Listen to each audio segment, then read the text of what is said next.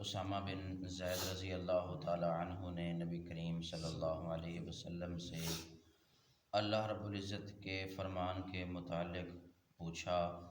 فَمِنْهُمْ ظَالِمٌ لِنَفْسِهِ، ان میں سے بعض وہ ہیں جو اپنی جانوں پر ظلم کرنے والے ہیں۔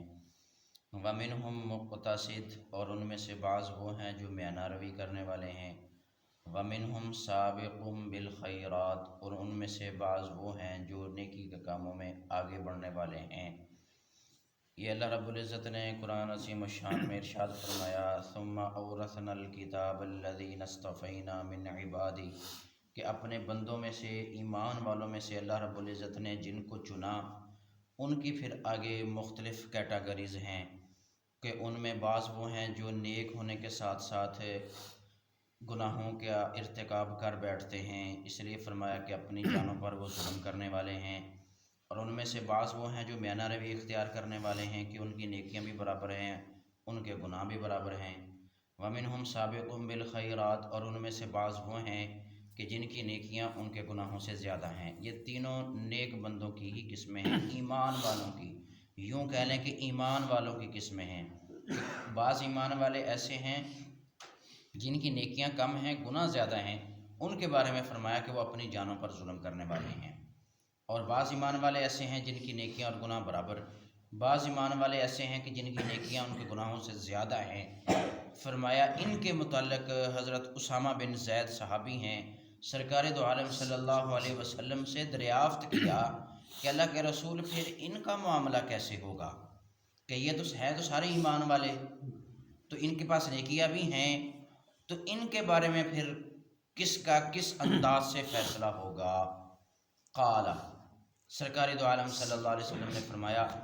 کلہم فی الجنہ، کہ جب ایمان ساتھ اٹیچ ہو گیا، اب یہ بندے کا آخری ٹھکانہ ہے جنت میں ہی، لیکن اپنے گناہوں کی بقدر سزا بھگتنے کے بعد اللہ رب العزت کے قانون کے مطابق، اللہ رب العزت کے فیصلے کے مطابق، اللہ رب العزت کے حکم کے مطابق، کہ اب جس بندے نے کے پاس ایمان تو ہے لیکن اس نے اپنی جان پر ظلم کیا ہے گناہوں کا ارتکاب کر کے، کہ اس کے گناہ زیادہ ہیں، نیکیاں کم ہیں،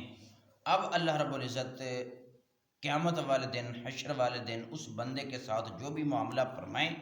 وہ الگ بات ہے، لیکن اصول یہ ہے کہ اب اس بندے کو اپنے گناہوں کی بقدر سزا بھگتنی ہوگی۔ ہاں، اللہ رب العزت جب بخشنے پہ آتے ہیں پھر ایک نیکی کی وجہ سے دو بندے بھی بخشے جاتے ہیں۔ ہاں، لیکن ہم اس بات پہ نہ رہیں، کیونکہ اس لیے پیچھے ہم نے وضاحت کے ساتھ بیان کیا ہے کہ اللہ رب العزت سے امید رکھنا یہ بھی انسان کا کام ہے، اور اللہ رب العزت کا خوف رکھنا یہ بھی انسان کا کام ہے، کہ ہم صرف امید پر نہ بیٹھے رہیں، لیکن اللہ رب العزت فرمایا نا کہ اگر عذاب اور جہنم کا پتہ چل جائے انسانوں کو تو وہ جنت کی امید ہی نہ رکھیں کہ اس گناہ پر یہ سزا، اس گناہ پر یہ سزا، اس گناہ پر جہنم۔ فرمایا کہ ایک بندہ قیامت والے دن ہوگا کہ اس کی ایک نیکی کم پڑ رہی ہوگی، وہ یہ ہے وَمِنْهُمْ مُقْتَصِدٌ، اور ان میں سے بعض وہ ہیں جو میانہ روی ہیں، گناہ اور نیکیاں برابر ہیں۔ فرمایا کہ قیامت والے دن ایک بندہ ہوگا جس کی ایک نیکی کم پڑ رہی ہوگی، اللہ رب العزت فرمائیں گے کہ ایک نیکی لے آ، تو لہذا تیرے لیے جنت کا فیصلہ کر دیں گے، تیری برائیاں کم پڑ جائیں گی، نیکیاں تیری زیادہ ہو جائیں گی۔ اب وہ بھاگا بھاگا پھرے گا، کبھی اپنے والدین کے پاس جائے گا، کبھی اپنی اولاد کے پاس جائے گا، کبھی اپنے دوستوں کے پاس جائے گا، کبھی اپنے رشتہ داروں کے پاس جائے گا، جہاں جہاں اس کو مان ہوگا کہ دنیا میں یہ جو میرے کام آتے تھے، کوئی بھی اس کو نیکی نہیں دے گا۔ جب وہ واپس جانے لگے گا ایک بندہ کہے گا ہاں بھی بات سن، کیا معاملہ ہے؟ وہ کہہ رہا ہے ایک نیکی کم پڑ گئی تھی، کسی نے نہیں دی۔ اس نے کہا بات سن، یہ لے ایک نیکی لے لے۔ وہ کہتا وہ تو نے ایک نیکی کیوں دے دی، تو میرے جاننے والا نہیں۔ وہ کہتا ہے ہی ایک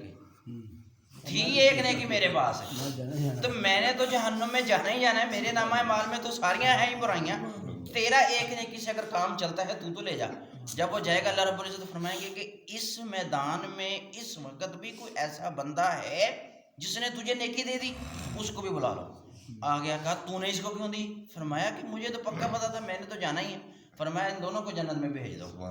کہ اگر یہ بندہ ہو کے، اللہ رب العزت نے نا بخشنے کا بہانا چاہیے تھا کہ یہ بندہ ہو کے ایک بندے کو نیکی دے سکتا ہے، تو میں خود رحمان اور جو آج کے دن کا مالک ہوں، قیامت کے دن کا مالکی یوم الدین، قیامت کے دن کا میں مالک ہوں نا، تو میں پھر اس کو کیوں نہیں بخش سکتا؟ یہ تھی اللہ رب العزت نے انسانوں کو یہ بھی بات بتا دی کہ ایسے بھی ہو سکتا ہے، لیکن ہمیں کیا کرنا ہے وہ سرکار دو عالم صلی اللہ علیہ وسلم نے بتا دیا ہے کہ طریقہ کار یہ ہے اللہ رب العزت کے فضل کو حاصل کرنے کا۔ اللہ رب العزت عمل کی توفیق